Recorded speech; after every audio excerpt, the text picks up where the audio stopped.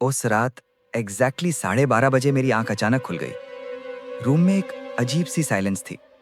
Fan चल रहा था, लेकिन उसकी आवाज भी जैसे दबा दी गई हो। मैंने साइड में मुड़कर देखा तो नेहा बेड के कोने पर बैठी हुई थी। उसका फेस मेरी तरफ नहीं था, वो बस अंधेरे में विंडो की तरफ देख रही थी। मैंने धीरे से बोला, नेहा। वो धीरे धीरे मेरी तरफ मुड़ी और उस मोमेंट में मुझे पहली बार लगा कि वो मेरी वाइफ नहीं है। उसकी आंखें बिल्कुल खाली थीं, नो इमोशन, नो पहचान, जैसे वो मुझे देख ही नहीं रही हो। और फिर वो मुस्कुराई, लेकिन वो स्माइल नेहा की नहीं थी, वो कुछ और था, कुछ डार्क। उस रात जो स्टार्ट हुआ वो सिर्फ एक स्ट्रेंज इंसिडेंट नहीं था, वो एक ऐसा सिलसिला था जिसने मेरी पूरी लाइफ चेंज कर दी। मेरा नाम आर्यन मल्होत्रा है। साल 2021, मुंबई। मैं एक आईटी कंपनी में काम करता था। मेरी शादी को 2 साल हो चुके थे। नेहा और मेरी अरेंज्ड मैरिज थी, लेकिन टाइम के साथ हम क्लोज हो गए थे। नेहा एक बिल्कुल नॉर्मल लड़की थी, केयरिंग, स्वीट, थोड़ी इमोशनल। सब कुछ परफेक्टली नॉर्मल चल रहा था जब तक वो पहली रात नहीं आई।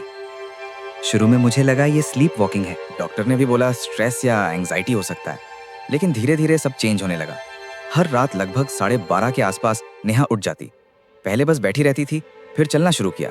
कभी किचन, कभी बैल्कनी और कभी मेन डोर के पास जाके खड़ी हो जाती, जैसे किसी का वेट कर रही हो। एक रात मैंने डिसाइड किया मैं उसका पीछा करूंगा। वो बैल्कनी में खड़ी थी, नीचे पूरा सन्नाटा था, लेकिन वो धीरे से बोल रही थी, वो आ गया है। मेरी स्पाइन में एक ठंडी सी फीलिंग दौड़ गई।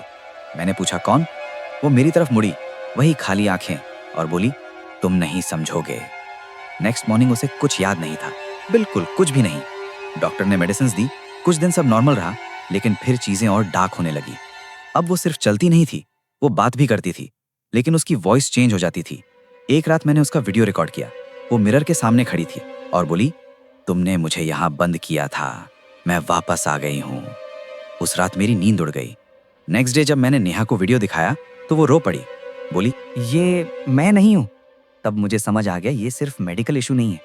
मैंने फ्लैट का हिस्ट्री चेक किया, पता चला ये रीसेल प्रॉपर्टी है। पहले यहाँ राघव और सिमरन रहते थे। वॉचमैन ने पहले अवॉइड किया, लेकिन बाद में बोला, सर उसकी वाइफ मर गई थी, लोग कहते हैं सुसाइड नहीं था। मैंने रिकॉर्ड्स निकाले, सिमरन की डेथ 14 अक्टूबर 2019 को हुई थी। ऑफिशियली सुसाइड, लेकिन नेबर्स ने बताया कि उस घर से अक्सर लड़ाई और चीखने की आवाज आती थी। डेथ से एक रात पहले उसने चिल्लाया था, मुझे मत बंद करो। और ये सुन के मेरी सांसें रुक गईं, क्योंकि नेहा भी सेम लाइन बोल रही थी। अब हर रात उसका बिहेवियर इंटेंस होने लगा। एक रात उसने मेरा हाथ पकड़ा और बोला, तुमने मुझे क्यों मारा? मैं शॉक में था। साइकेट्रिस्ट ने बोला डिसोसिएटिव आइडेंटिटी डिसऑर्डर हो सकता है, लेकिन जब सेशंस हुए तो नेहा ट्रांस में खुद को सिमरन बोलने लगी। मैंने राघव को ढूंढा, वो पुणे में था। पहले बात नहीं करना चाहता था, लेकिन जब मैंने सब बताया तो वो डर गया। उसने कन्फेस किया कि उसने सिमरन को एक रूम में लॉक किया था, झगड़ा हुआ था, और जब दरवाजा खुला तो वो मर चुकी थी। मैंने उसे नहीं मारा, उसने कहा, लेकिन गिल्ट उसके फेस पर था। अब सवाल ये था कि अगर सिमरन वापस है तो वो क्या चाहती है। मैंने घर में कैमरास लगा दिए। उस रात 12:30 नेहा उठी और सीधा उस रूम में गई जहां सिमरन को बंद किया गया था। दरवाजा खुद बंद हो गया। जब मैंने खोला तो वो दीवार के सामने खड़ी थी और बोली, मैं यही मरी थी, अब उसकी बारी है। लाइट्स ब्लिंक हुई और मेरे कान के पास आवाज आई, अब तुम नहीं बचोगे। नेक्स्ट डे फुटेज चेक किया तो नेहा के पीछे एक औरत खड़ी थी, धीरे से मुस्कुराती हुई। वो नेहा नहीं थी। मैंने वॉर तोड़कर एक डायरी निकाली, वो सिमरन की थी। उसमें लिखा था कि घर में कोई और भी है जो उसे कंट्रोल कर रहा है। मतलब ये सिर्फ सिमरन नहीं, कुछ और भी था। मैंने कबीर नाम के पैरानॉर्मल इन्वेस्टिगेटर को बुलाया। उसने बोला ये डबल एंटिटी केस है। हमने एक्सपेरिमेंट किया। स्पिरिट बॉक्स से आवाज आई, वो मेरी है, अब तुम्हारी बारी। नेहा के अंदर 2 आवाजें लड़ रही थी। कबीर बोला, एक को निकारना पड़ेगा, वरना नेहा मर जाएगी। मैंने नेहा को चूज किया।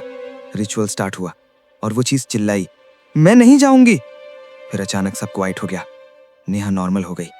हमने घर छोड़ दिया, लगा सब खत्म हो गया। लेकिन 18 दिन बाद फिर वही 12:30। नेहा फिर से चेंज हो गई। इस बार दिन में भी उसकी आंखें चेंज होने लगी। कबीर ने कहा, एंटिटी तुमसे अटैच हो चुकी है। तब मुझे राघव की बात याद आई।